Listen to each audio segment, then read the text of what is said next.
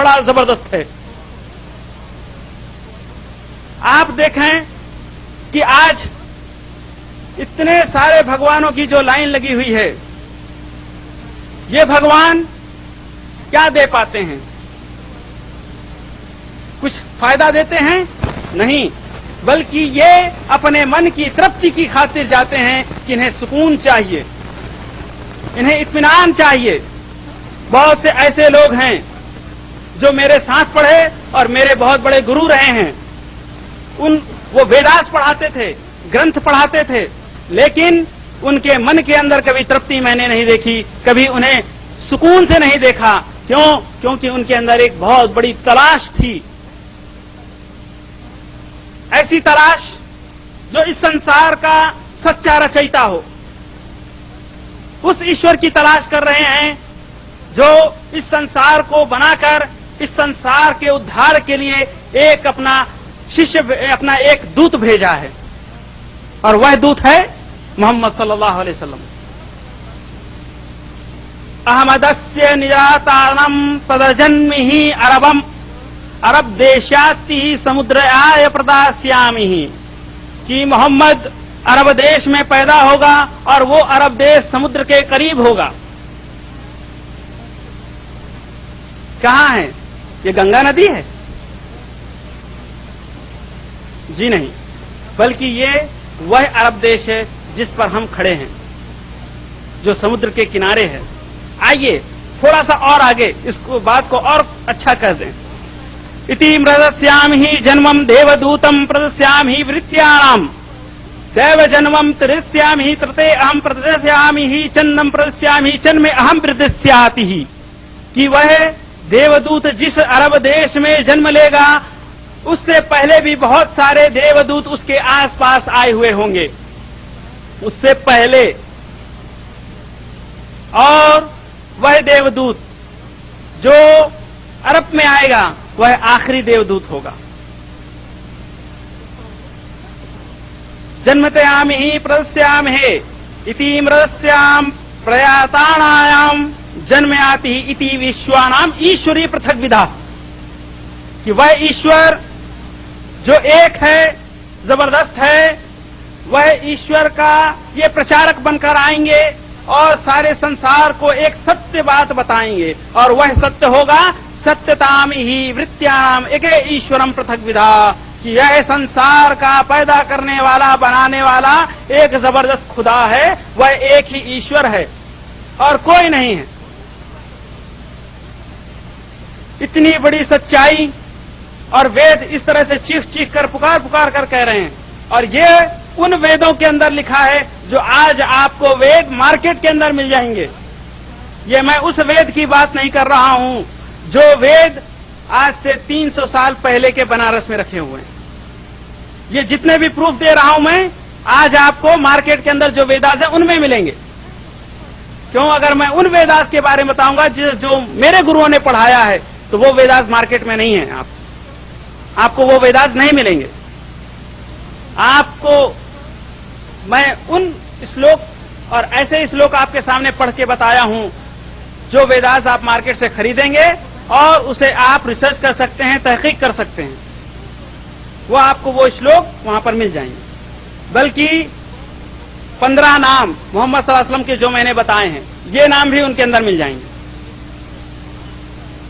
आइए, मोहम्मद सल्लल्लाहु अलैहि वसल्लम आने के बाद क्या करेंगे?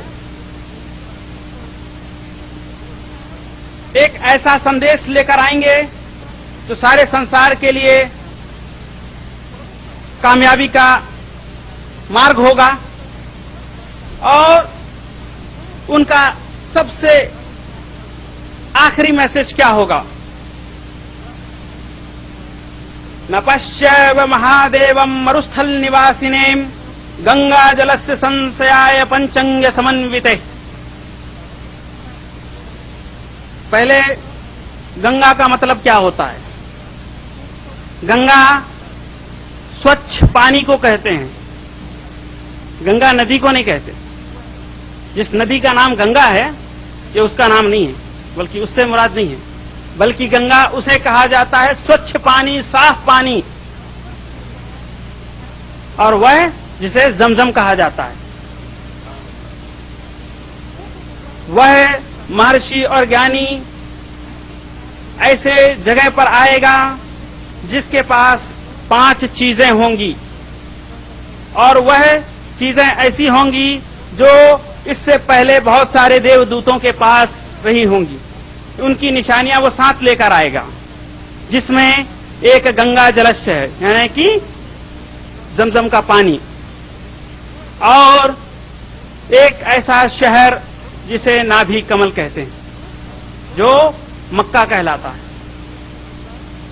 और जिसकी तरफ वो मुंह करके प्रार्थना करेंगे। तीसरा, वह एक ईश्वर का प्रचार का मिशन लेकर आएंगे। चौथा, वह सुन्नत इब्राहिमी उनके मानने वाले लोग करेंगे। और पांचवा, वह एक ऐसी बात बताएंगे, उनके पास एक ऐसा कानून होगा कि जो जीवन के गुजारने का उसके अंदर पूरा तरीका होगा, यानी एक की पुस्तक होगी, देव पुस्तिका, वह कुरान करीम। ये 5 चीजें उनके पास होंगी। नपश्यैव महादेवम, महादेव यानी कि महागुरु, जो गुरुओं का सबसे बड़ा गुरु है, उसके पास होंगी। मरुस्थल निवासिनेम, कि वह लोगों को उस जगह से बैठ करके सुनाएगा, यानी कि उसका निवास स्थान मरुस्थल होगा, अरब के जगह पर वो होंगे, और वहीं से उनका संदेश संसार में फैलेगा। गंगा जलस्य संसाप्य पंचांग समन्विते, साफ पानी का इस्तेमाल, और वह स्वच्छ पानी जो इससे पहले देवदूतों के पास। दूसरा, चंद्रनादि विरभ्यश्च तुष्टाव मानसाहरम नमस्ते गिरिराज मरुस्थल निवासिने।